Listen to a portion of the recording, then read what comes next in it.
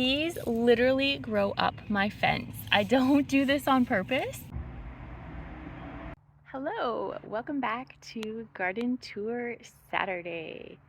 Today's video is a collab with the one and only Grandma Sandy. She's the host, Patricia and Cube, and Surfolk Susie. I don't know if I'm getting any closer, but I'm gonna try every week to get your name a little bit more correct.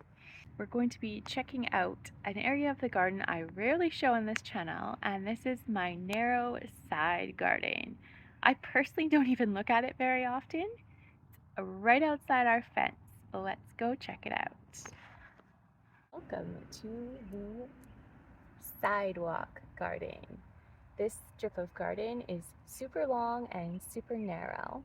While I don't have a measuring stick, I would estimate the width is probably just slightly over a meter in this direction, and in the opposite direction, I want to say it's between 100 and 200 meters, maybe 100. I want to say it's a really long distance. You're going to see when I flip the camera around and give you a length view that this is a very long garden and very narrow.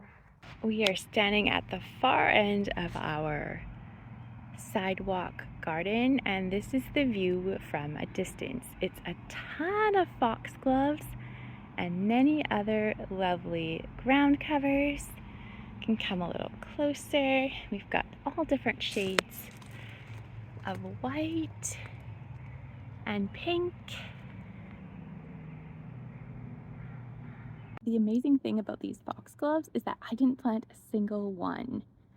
They started out in my actual backyard garden. I had some mislabeled seeds I got at a yard sale many years ago, and I put them out. They did not say foxglove. They grew foxgloves, just a couple in my backyard.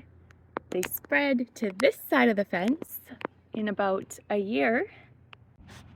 3 to 4 years later, this is the result. They grow in different areas of this narrow garden. Some years they're closer to my rock garden, and some years they're further back. But there's always plenty of them, and they reseed themselves every single season. Bees love foxgloves. We probably won't see any right now because it's actually very early in the morning. I got out nice and early today. So coming a little further down from our foxgloves, we have this beautiful ground cover with silver foliage, totally evergreen, sun-loving, drought tolerant. This is snow in summer, and it will spread out profusely. This little side garden is only, I want to say, 3 years old. We did not create this at the time when the rock garden was made. This was done several years later, which is basically right beside the rock garden. So the plants are much more immature, but they will spread out pretty rapidly, as you can see with the foxgloves. That didn't take long for them to spread. These two ground covers here are also snow in summer. Lots and lots of foxgloves.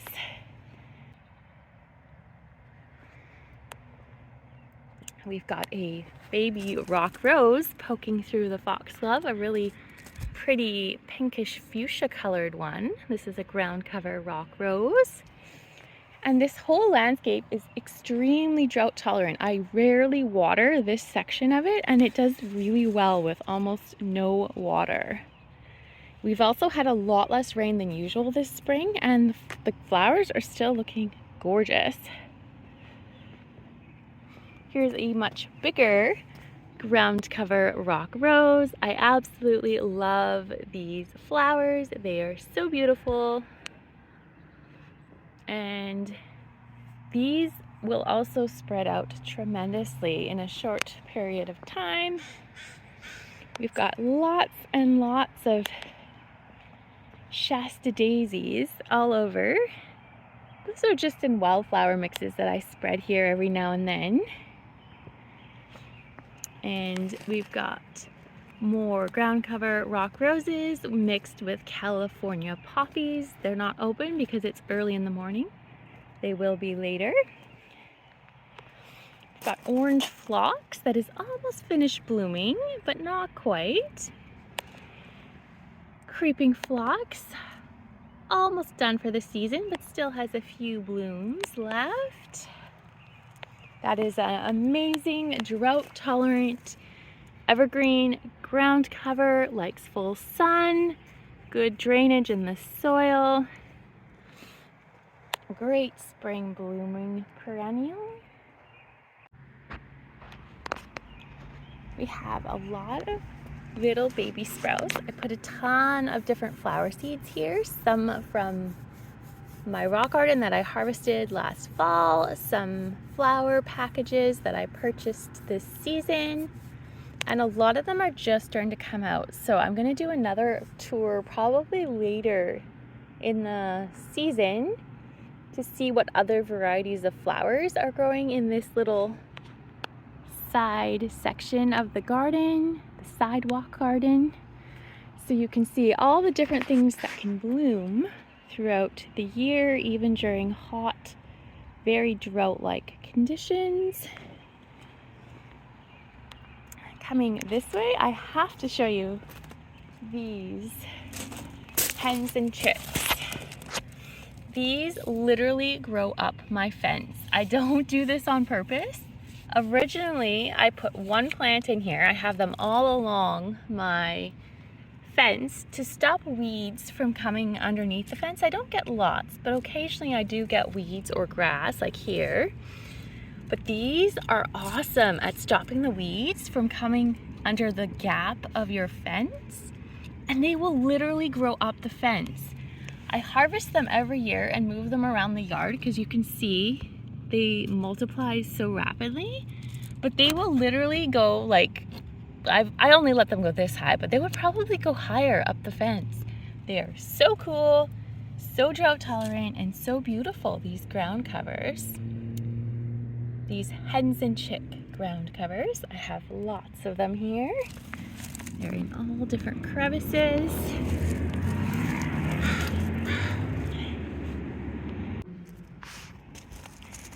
Here, this tiny little plant was a buddleia that I planted last season. It is still really small, but it's just starting to come back to life. It has not bloomed yet this season, but I'm sure it's going to start soon, and it'll be really pretty when it starts blooming. Doesn't need a lot of water, does very well here. We have a lupin that has not bloomed yet, but is just hanging out with the rest of the flowers. This tiny little purple flower plant is a geranium. Very tiny still, but I love the purple flowers.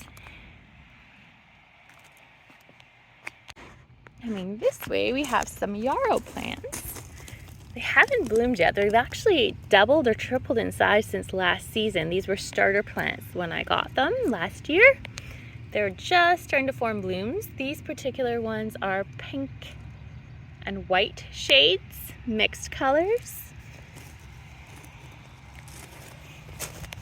This is an autumn joy sedum, for whatever reason is alive but not thriving. It should be, because it doesn't usually care about drought areas, but not doing super well for whatever reason.